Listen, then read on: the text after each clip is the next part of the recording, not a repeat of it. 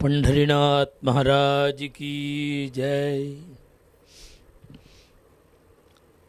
समचरण सरोजं सान्द्रनीलाम्बुदाभं जघननिहितपाणिं मण्डनं मण्डनानां तरुणतुलसीमालाकन्धरं कञ्जनेत्रं सदयधवलहासं विठ्ठलं चिन्तयामि। उभाभ्यां मनुष्यलोकः புண்ணியம் மாத்திரம் பண்ணினோம்னா சொர்க்காதி லோகங்களில் போய் சௌக்கியத்தை அனுபவிக்கிறோம். பாபம் மாத்திரம் பண்ணியிருந்தா நரகத்தில் போய் யாதனைகளை சிரமங்களை அனுபவிக்கிறோம். புண்ணியம் பாபம் ரெண்டையும் அனுபவிக்கிறதுக்காக வந்ததுனால தான் மனுஷலோகம். அதனால் ஒரு நாளைக்கு சுகமாக இருக்குது, ஒரு நாளைக்கு சிரமமாக இருக்குது. இதுக்கு என்ன காரணம்னா நம்முடைய புண்ணிய பாபங்கள், நம்முடைய பிராரப்தம், நம்முடைய புண்ணிய பாபங்கள் தான் இந்த சுகதுக்காதிகளுக்கு காரணம் அப்படின்னு இருந்தாலும் அதை யார் யார் எப்படி இப்படி எடுத்துப்பாங்கிறத பொறுத்து இருக்குது. விவேகிகள், முமுட்சுகள், ஜென்மா இல்லாமல் பண்ணிக்கணும் அப்படின்னு நினைக்கிறவா சன்னியாசிகள், எல்லாரும் எவ்வளவு சிரமம் வந்தாலும் பிராரப்தம் அப்படின்னு இருப்பார். கஷ்டம் மாத்திரமில்லை, சுகமும் பிராரப்தம். சுக பிராரப்தம்னு கஷ்டத்தை எப்படி நாம் அனுபவிச்சே தீரணுமோ அதுபோல் நமக்கு வரக்கூடிய சுகங்களையும், பிரயத்தனம் பண்ணாமல் வரக்கூடிய சுகங்களையும் ஒதுக்காமல் அனுபவிக்கணும். அப்படிங்கிறது தான் பிராரப்தத்தை அனுபவிக்கிறதுங்கிறது. அதனால் சுகப்பிராரப்தம், துக்க பிராரப்தம்னு பேர். இது முமுட்சுக்களுடைய விஷயம். இதே பகவத் பக்தாளாக இருந்தால் நம்முடைய சுகதுக்கங்கள் எல்லாத்துக்கும் காரணம் நம்முடைய புண்ணிய பாபம் அப்படின்னு நினைக்காமல் இந்த சுகதுக்கம் முழுக்க கிருஷ்ணனுடைய சங்கல்பம், பகவானுடைய சங்கல்பம். காளிதாசன் சொன்னான், பாதயவா பாத்தாளே ஸ்தாபயவா சகல புவன சாம்ராஜ்யே மாதா தவ பதயுகலம் நாஹம் முஞ்சாமி நைவ முஞ்சாமி. ஒரு சந்தர்ப்பம் காளிதாசன் மேலே அம்பாளுக்கே கோபம் வந்துடுது. கோபம் வந்து நீ ஊமையாக பிறக்க கடவுதுன்னு சபிச்சுட்டா. அப்பொழுது கூட காளிதாசன் பயப்படாமல், நீ என்னை பாத்தாளத்தில் தள்ளினாலும் சரி, பாத்தையவா பாத்தாளே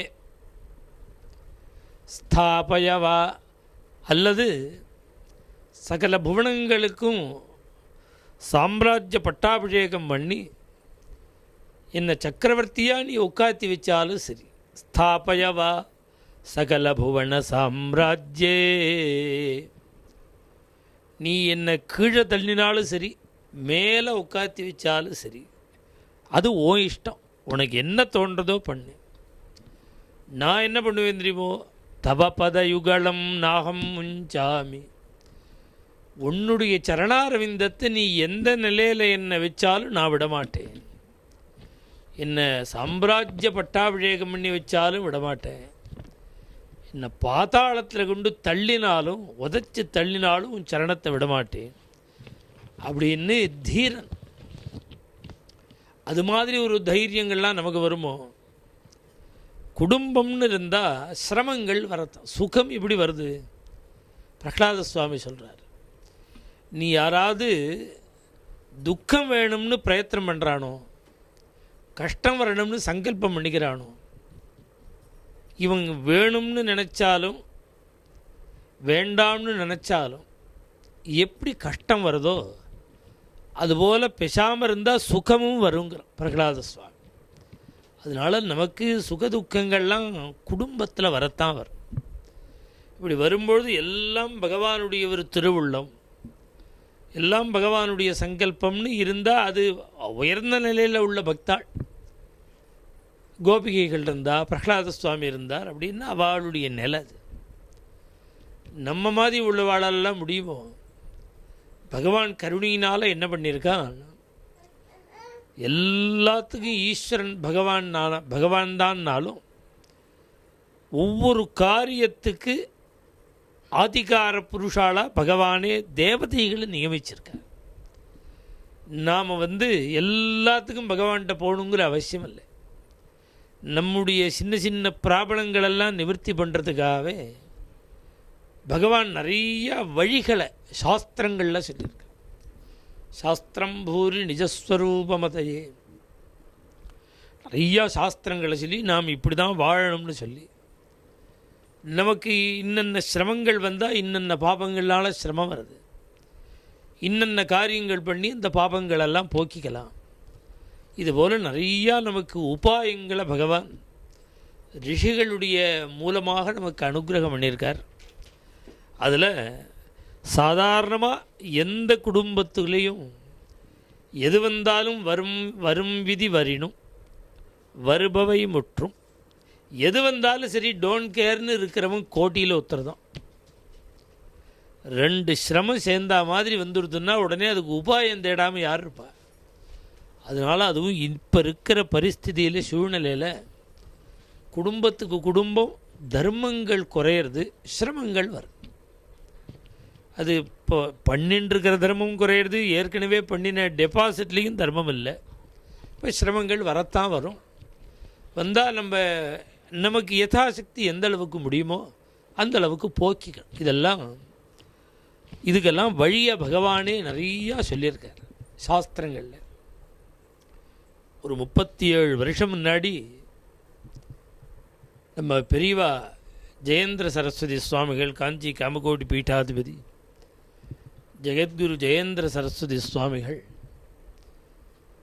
எங்கள் அண்ணா கும்பகோணத்தில் இருக்கார் ஸ்ரீதர தீட்சிதர்னு.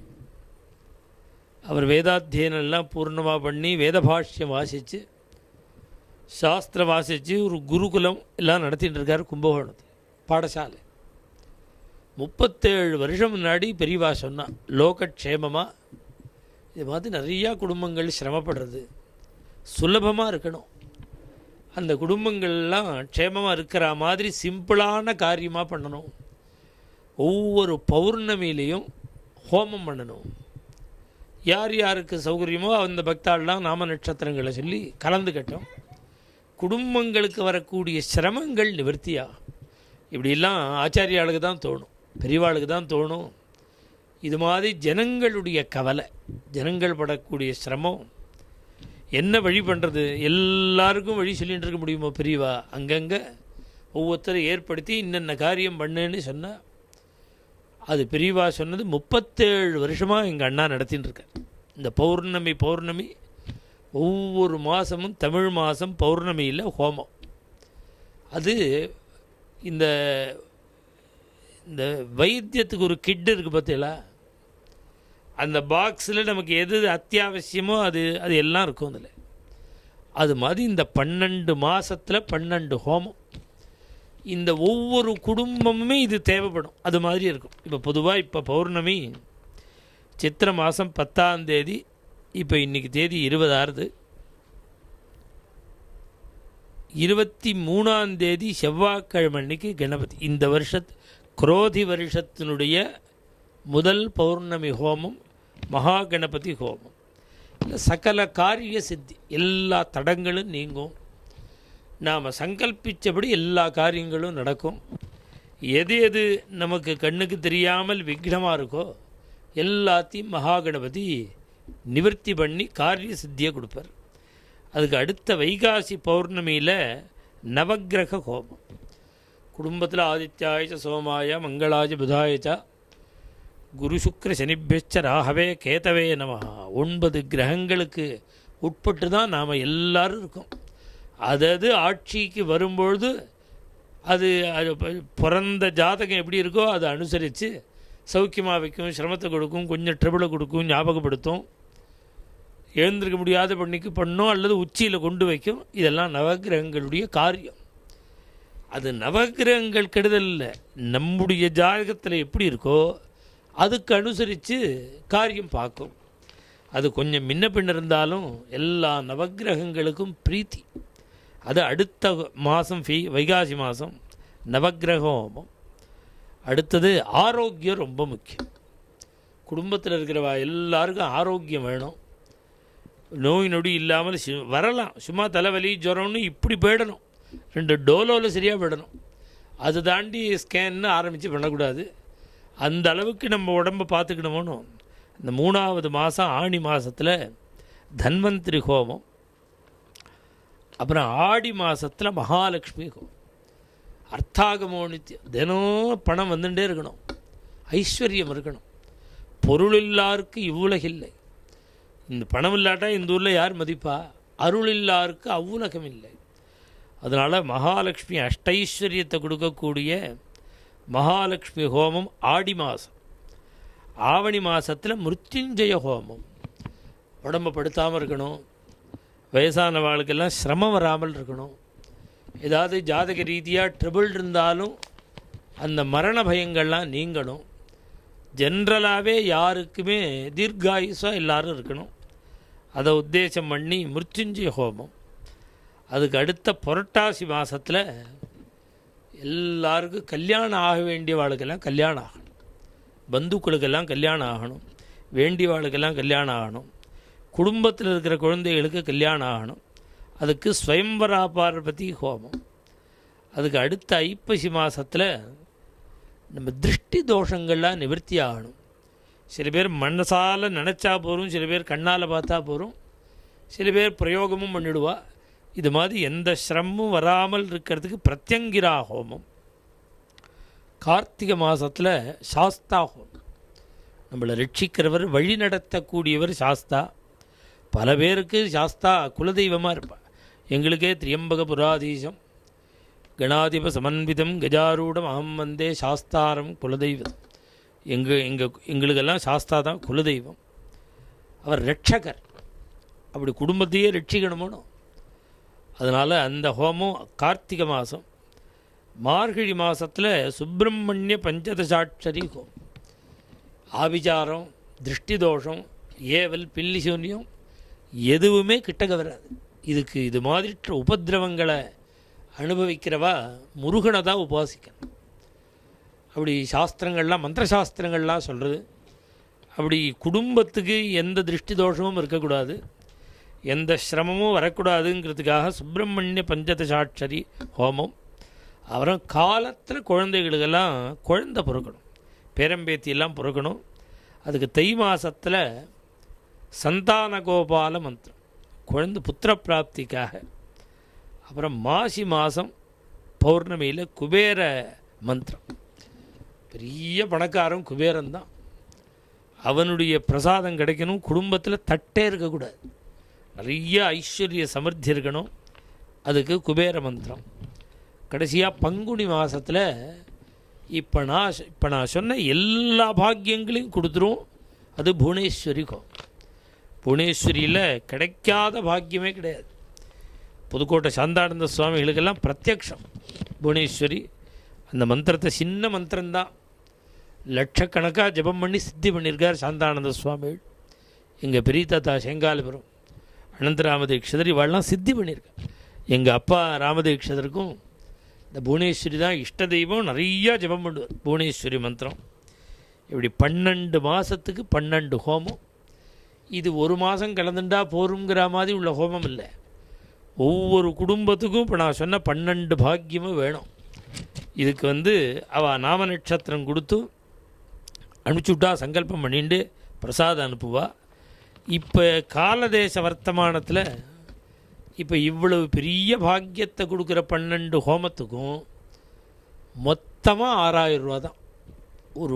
ஒரு ஹோமத்துக்கு நாம நட்சத்திரத்துக்கு 500 ரூபா வச்சுருக்கு ஒருத்தருக்கு. இதே குடும்பத்துக்கு எல்லாருக்கும் கலந்துக்கணும்னா அதுக்கு இன்னும் கொஞ்சம் கூட இருக்கும். அது நீங்கள் ஃபோனில் கேட்டுக்கலாம். ஜென்ரலாக இந்த 6000 ரூபாவில் இத்தனை ஹோமம் பண்ண முடியுமோ? இன்றைக்கி நேத்திக்கு ஆரம்பிக்கல, 37 வருஷமாக நடந்துட்டுருக்கு, தொடர்ந்து நடந்துட்டுருக்கிற ஒரு ஹோமம்.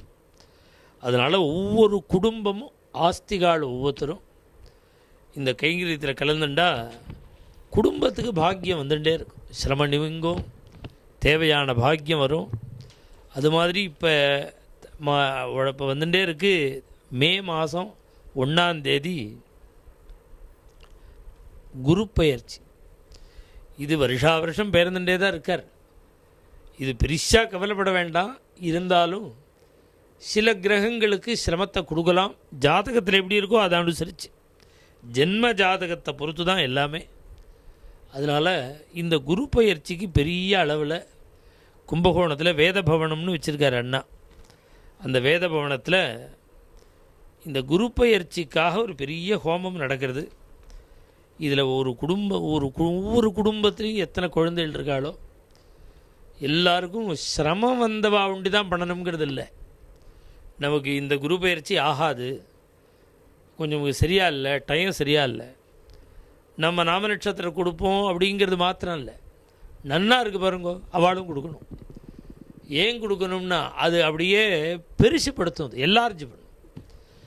இது மாதிரி புண்ணிய காரியம் பண்ணினா அவர் எவ்வளவு கொடுக்கறதா இருக்காரோ அதை விட பல மடங்கு நமக்கு வந்து சேர்ந்துடும் பாக்கியங்கள். நமக்கு குரு நன்னா இருக்காரே நினைக்கக்கூடாது. இந்த இந்த இந்த ஹோமத்தினுடைய பலன் என்னன்னா, சிரமம் வரதா இருக்கிறவாளுக்கு சிரம நிவர்த்தி பண்ணும். பாக்கியத்தை கொடுக்கறதுக்கு தயாராக இருக்கிற குருவை பல மடங்கு பாக்கியம் கொடுக்க வைக்கும். இப்படி 2 பலன். அதனால் இது ட்ரபிள் உள்ளவா உண்டி தான் குரு பயிற்சி பண்ணணும்னு இல்லை. குரு நல்ல இடத்துல இருக்கிறவாளும் பண்ணினா அவளுக்கு வர வேண்டிய பலன்கள்லாம் நிறையா வரும். இதில் ஒரு குடும்பத்தில் உள்ள அத்தனை பேருக்கும் சேர்ந்து சங்கல்பம் பண்ணிக்கிறதுக்கு வெறும் 1000 ரூபாய் வச்சுருக்கு. ஒரு 1000 ரூபாயில் ஒரு ஹோமம் பண்ண முடியுமோ?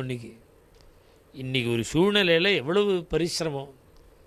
10 பிராமணாவை கூப்பிட்டு பண்ணணும்னா எவ்வளவு சிரமம். ஒரு சமுதாயமாக இப்படி பண்ணும்பொழுது எல்லாருக்கும் பலன் வந்து சேர்றது. இது ரொம்ப வருஷமாக நடந்துட்டுருக்கிறது. 37 வருஷமாக நடந்துட்டுருக்கிற ஒரு பெரிய கைங்கரியம். பக்தாள்லாம் இந்த முதல்ல சொன்ன பாருங்க 12 பௌர்ணமி, அதுவும் பௌர்ணமி அன்னைக்கு அம்பாள் ஆராதனை பண்ணுறதோ, மந்திர ஜபம் பண்ணுறதோ, ஹோமம் பண்ணுறதோ பல மடங்கு பலன். ஏன்னா திதிகளில் பஞ்சமி, தசமி, பௌர்ணமி இந்த 3 விசேஷமான நாள். பூர்ண திதின்னு பேர். பஞ்சமிக்கும் தசமிக்கும் பௌர்ணமிக்கும். அதில் பௌர்ணமி ரொம்ப விசேஷம். அந்த 12 பௌர்ணமியில் நடக்கிற இந்த ஹோமங்களுக்கு மொத்தம் 6000 ரூபாய். ஒவ்வொரு குடும்பமும் இந்த கைங்கரியத்தில் கலந்துக்கணும், பாக்கியத்தை அடையணும், சிரம நிவர்த்தி ஏற்படணும், எல்லா குடும்பத்துக்கும் சகல விதமான க்ஷேமங்களும் வரணும். இதுலேயே நீங்கள் யாரை கான்டாக்ட் பண்ணணும் என்ன விவரம் முழுக்க பின்னாடி வரும். அவசியம் கலந்துண்டு மகாமந்திரங்களுடைய ஹோமத்தினுடைய பலனால் குடும்பம் சகல பாக்கியங்களோடு இருக்கணும்னு நானும் பகவான்கிட்ட பிரார்த்தனை பண்ணுறேன். பண்டரிநாத் மகாராஜ் கி